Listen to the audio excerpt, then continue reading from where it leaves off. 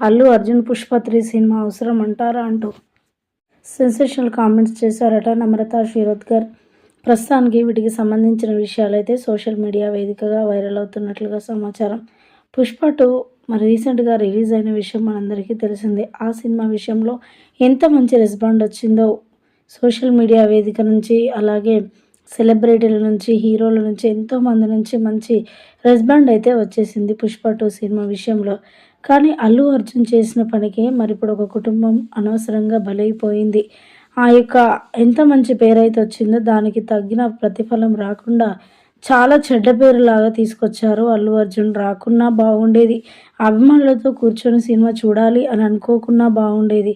అలా చేయడం వల్ల పుష్ప 2 విషయంలో చాలామంది చాలా రకాలుగా మాట్లాడుకొస్తూ ఉన్నారు.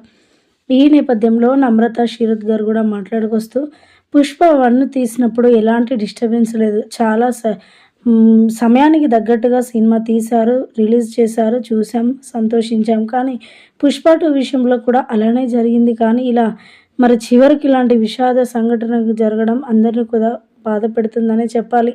ఈ నేపథ్యంలో మరి పుష్ప 2 వల్ల ఎంతో కొంత జరిగినప్పటికీ కూడా పుష్ప 3 సినిమా అవసరం అంటారా అంటూ కూడా మాట్లాడుకొచ్చారట నమ్రత శిరోద్కర్. ప్రస్తుతానికి వీటికి సంబంధించిన విషయాలైతే సోషల్ మీడియా వేదికగా వైరల్ అవుతున్నట్లుగా సమాచారం.